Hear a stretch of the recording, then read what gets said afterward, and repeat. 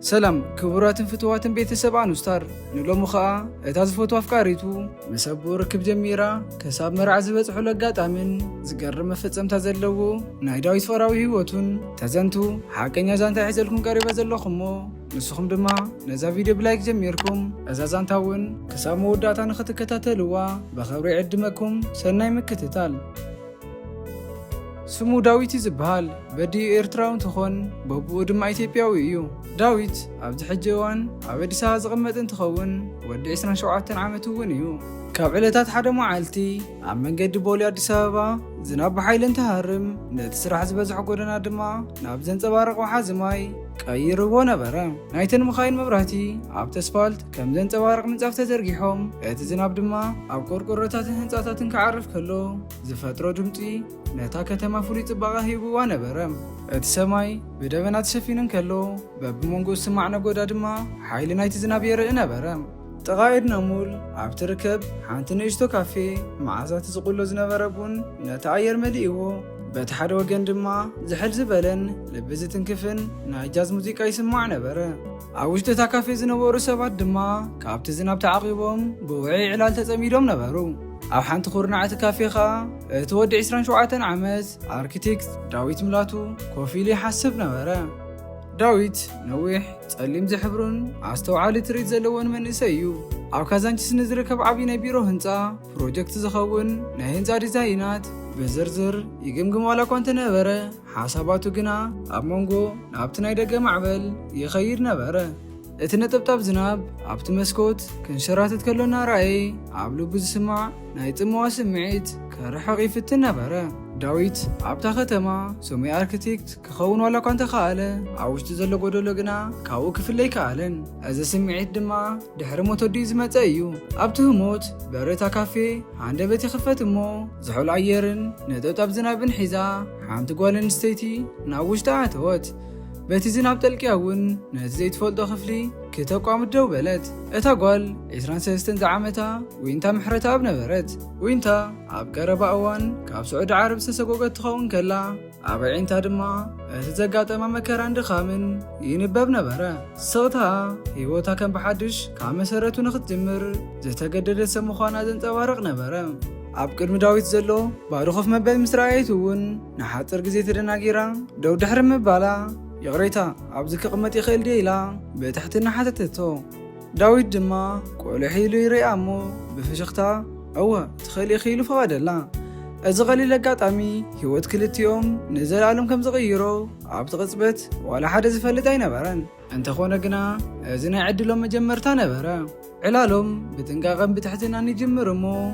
داويت قتيلو نعدي سابا حداش انت خوينا انت حتى وينتا دما كابت مت حيدا سومنا دراي كم زغبرتن اتا كتما دما وانا تخونا خمزلان حبرتلو كتيلاون كاب سعود عرب عند بيت كمي غيرا خم تسقوقتن اتن زنبرا حيدا طريتو كان تخونا حزاتن كتمص خم زي كالتن او زنبرا هيوت كميلو احنت ليت خمس قارتن نغرتو دمصا عزيز رقا كنت نبره تاريخ هيوت ابت نغرلو منقد كن عمنا يقراصنتن صنعاتن سمعيت الرايا نبره داويتون بعوي تقداسنت صنيلو كسمع جمره كابت لسلس دمصانه تحتي قال عميقون ميستراو نغر كم زلو تردا وينتا بزعبات زوردا بدل كتزاربن كلا عينتا نبعت كونت ملأ دمصا كن فصيمي تقارصن از دما نداويت زياده غرمو كزرارو دحر مصنحمون داويت قتيلو بزعبا هيوتو كزارب جمره اديو ايرتراويت كم زخونتن سما دما ايرسا محرتاب كم تبهالن يتقسمو غنا ود 15 عامتن كلون اديو بزغاطما هندبتاو حمام كم زعرفت ينغرا موت اديو اب هيوت داويت فصيمو زيطف عبي خفتتن صموان غديفلو خم زحالف ينغرا وينتا دما نزخ سمع خلا سنبيدا بتنقاقه مسمعا قصلت داويت كابت تزبين العلي نزاقوانا سب بزعبا متاديون سيعبو زمتا بحتاونتن وسيخو دما عبتا ختما فلطون هابتا من نقادا يمزخونا بقو عايتا مولاتو سيساي زلو رحوقن زحولن ركب بقلت خزاربا جمارا أبو مولاتو كل جزا بنقد سرح استتمدن نودو فقر زيه بسب كم زنابرا داويتنا مارري نقرا از تاريخ دما نوينتا زيادة مز داويت نخت قرارب يقبرا أبز قتلا سومنات ዳዊትን ዊንታን ወትሩ ክራኸቡ ጀመሩ። ንአዲስ አበባ እውን እናተዘዋወሩ ብሓባር ይጉብንይዋ ነበሩ። ኣብቲ ናይ መስቀል ኣደባባይ ህውከት ተጓዓዙ። ኣብቲ ታሪክ ጎደናታት ፒያሳን ኣብ መንጎቶም ህንፃታትን ተዘዋወሩ። ከምኡ እውን ኣብ ከባቢ ቦሌ ኣብ ዝርከቡ ካፌታት ነዊሕ ሰዓታት ብዕላል ኣሕለፉ። እዚ ሰሓቕን ናይ ልቢ ዕላልን ድማ እቲ ነፍሲ ወከፎም ንዓመታት ተሰኪሞሞ ዝነበሩ ናይ ህይወት ጾር ቀስ ብቐስ ከም ዝፈኽሰሎም ገበረ። ኣብ መንጎኦም ዘሎ ርክብ እውን ካብ ዕርክነት ሓሊፉ ናብ ዓሚቕ ፍቕሪ እናዓበየ መፀ። ዊንታ ንዳዊት እቲ ዝጠፍኦ ናይ ስድራቤት ፍቕሪ ክትህቦን ከላ፣ ዳዊት ድማ እቲ ዊንታ ሲኢናቶ ዝነበረት ናይ ድሕንነት ስምዒት መለሰላ። ህይወት ክልቲኦም እውን ብሓድሽ ብርሃን ክምላእ ጀመረ። ሓደ መዓልቲ ድሕሪ ቀትሪ ናብ ጎቦ እንጠጦ ደየቡ። እቲ ዝሑልን ጽሩይን ኣየር ኣብ ትሕቲኦም ዘላ ከተማ ዝህቦ ጽቡቕ ምርኢት ፍሉይ ስምዒት ፈጠረሎም። ፀሓይ ክትዓርብ ክትጅምር ከላ ዊንታ ገጻ ብደበና ሓዘን ተሸፊኑ ኣድያ ኣብ ኤርትራ ብጽኑዕ ከም ዝሓመመትን ህፁፅ መጥባሕቲ ከም ዘድልያን ኣብ ወፃኢ ሃገር ከይዳ ክትሕከም ከም ዘለዋን ገለጸትሉ። ንሕክምና ድማ ልዕሊ 1.5 ሚልዮን ብር ከም ዘድልያን እዚ ዓቐን እዚ ድማ ነሳ ካብቲ ዘለዋ ንላዕሊ ከም ዝኾነን ክትረክብ ከም ዘይትኽእልን ብምኽንያት እንትትነግሮ ዳዊት ልቡ ይትንከፍ እሞ ኢዳ ሒዙ ከም ዝሕግዛን ኣድያ ንምድሓን ኩሉ ዝከኣሎ ነገር ከም ዝገብርን ቃል ይኣትወላ። እዚ ኩሉ ገንዘብ ኣብ ሓደ ግዜ ምርካብ ንዕኡ ከቢድ እኳ እንተኾነ ንሱ ግና ብምትእምማን ኣይትጨነቕ ዊንታ ብሓባር ክንወፆ ኢና በላ። ብድሕሪኡ ናይ ዊንታ ነብዓት እውን ቀስ ብቐስ እናሃደአ መፀ። ዊንታ ዝተሰከመቶ ከቢድ ጾር ዋላ እኳ እንተነበራ ኣብ ህይወት ዳዊት ግን ዓብዪ ታሕጓስን ዋዕን ምምፃእ ቀጸለት። ድሕሪ እዋናት ድማ ስምዒት ዳዊት ናብ ዘይምለስ ዓሚቕ ፍቕሪ ተቐየረ። መዓልታዊ ውዕሎኦም እውን ምግቢ ብምብላዕ ብነዊሕ ናይ ምሸት ጉዕዞታትን ብናይ ስቕታ ግዜታትን ተመልኡ። እዚ ድማ እቲ ካልእ ዓለምን ፀጋማቶምን ርሑቕ ከም ዝመስሎም ገበሮ። ኣዲስ ኣበባ ባዕላ እውን ኣብ መንጎኦም ዘሎ ጽሩይ ርክብ ትሕልዎ ዘላ ተምስል ነበረት። ኣብ ትሕቲ መብራህቲ እታ ከተማ ኮይኖም ብዛዕባ ናይ መጻኢ ህይወቶም፣ ብዛዕባ ዝሰርሕዎ ገዛን ብዛዕባ ዝወልድዎም ቆልዑት ይሓልሙ ነበሩ። ፍቕሮም እውን ካብ መዓልቲ ናብ መዓልቲ እናሓየለ መፀ። ግን እዚ ኩሉ ተሓጓስን እቲ ምዉቕ ፍቕሮምን ንብዙሕ ግዜ ክጸንሕ ኣይከኣለን። ዊንታ ኣብ ጥቓ ኤርፖርት ናብ ዝርከብ ናይ ንዳዊት ገዛ ንፈለማ ግዘብ ትበፅሐሉ መዓልቲ ኩሉ ነገራት ክቕየር ጀመረ። ኣብኡ ድማ ብዘይተጸበየቶ ኩነታት ነቦ ዳዊት ኣቶ ሙላቱ ሲሳይ ተላለየቶ።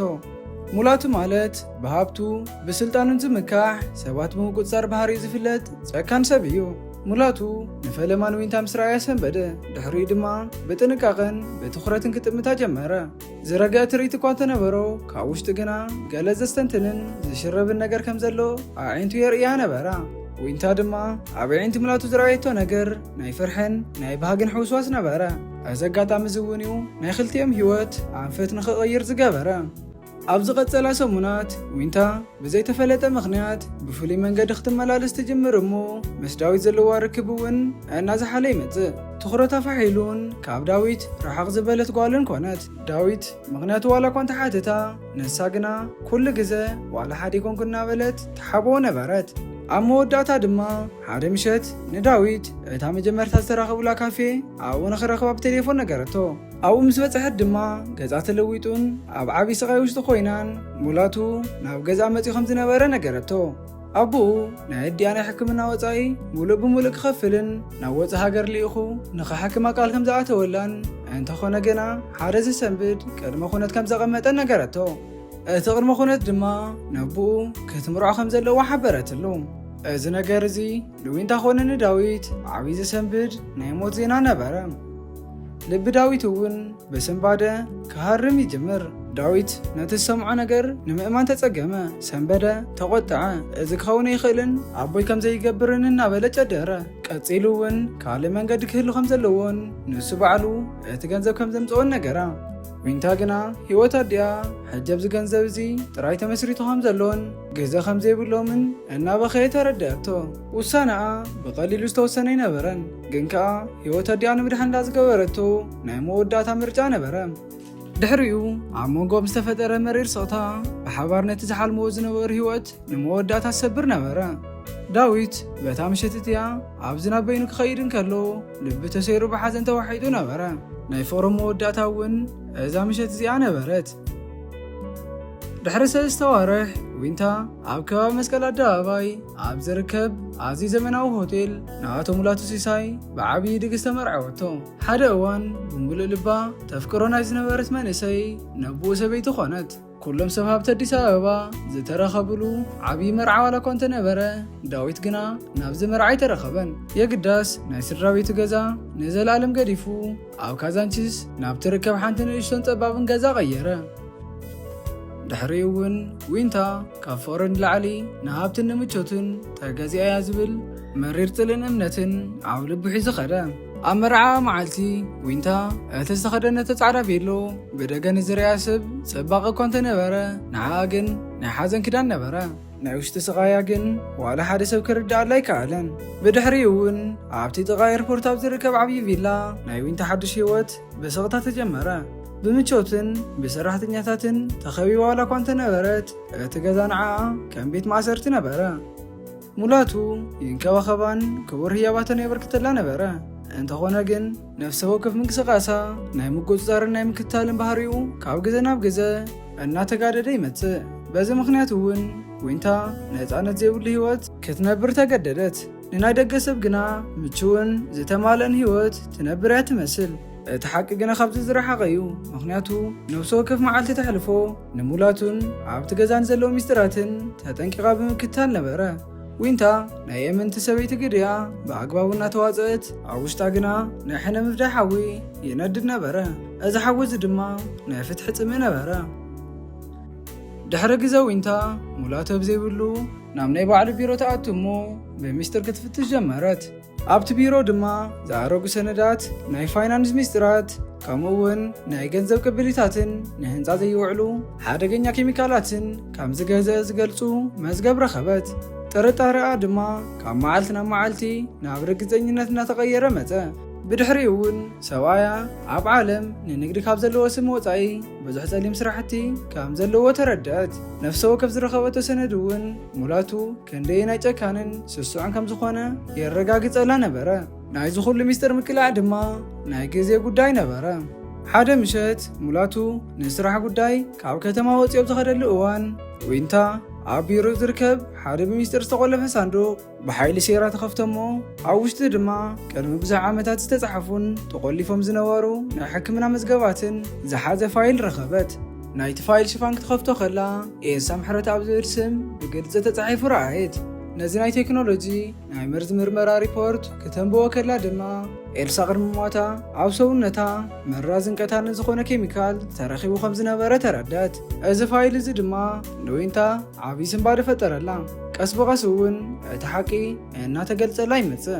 ነቲ ሪፖርት ኣብቲ ቢሮ ምስ ዝረኸበቶም ካልኦት ናይ ፋይናንስ ሰነዳት ክትነጻጽሮን ከላ ሙላቱ ኤልሳ ቅድሚ ሞታ ሒደት ሰሙናት ቅድም ኢሉ ነቲ ቀታሊ ኬሚካል ብልዑል ዋጋ ዓዲግዎ ከም ዝነበረ ዘረጋግጽ ቅብሊት ረኸበት።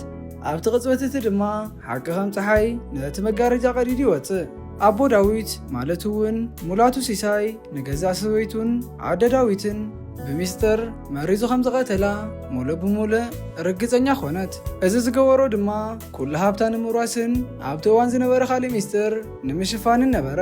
ዊንታ ነዚ ምስ ፈለጠት ልባ ብሓዘንን ብቁጣዕን ተመልአ።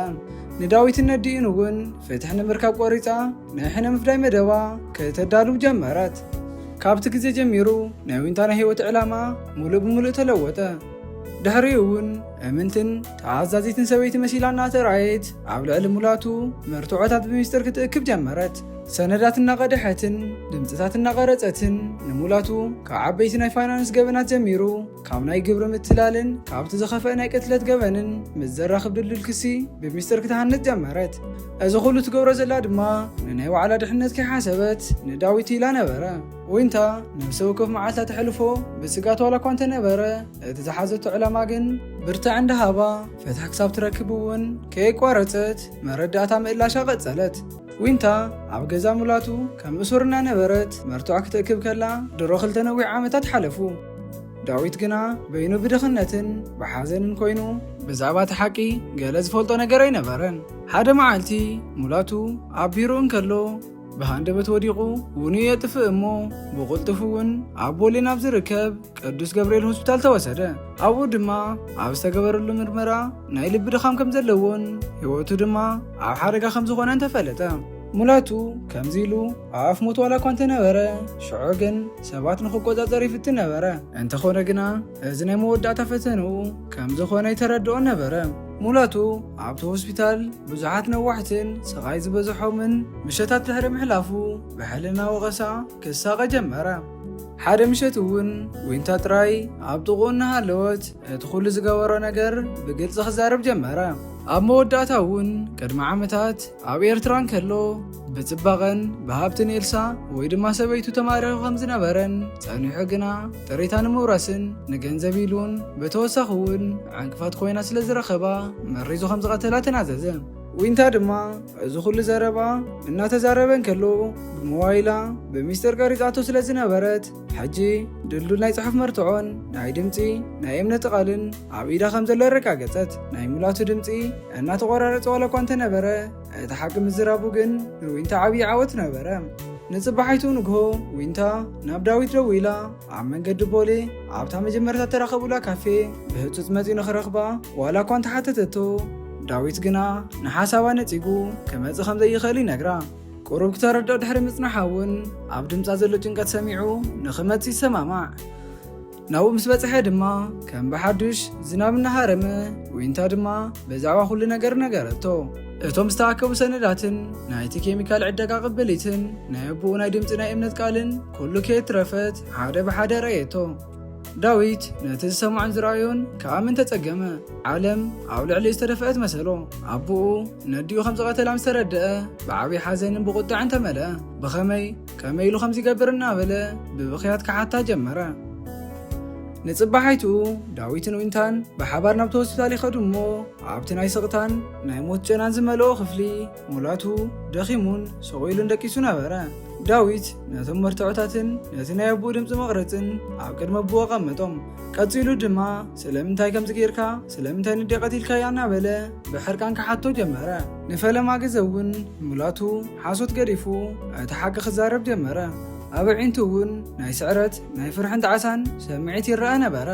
ሙላቱ ንወዱ ክጥምት ዋላ እኳ እንተፈተነ ዳዊት ግና ገፁ የዝረዱ። ናይ ኣቡኡ ገበን እውን ካብ ይቕሬታ ንላዕሊ ስለ ዝነበረ ፈፂሙ ይቕሬታ ከም ዘይገብረሉ ይነግሮ።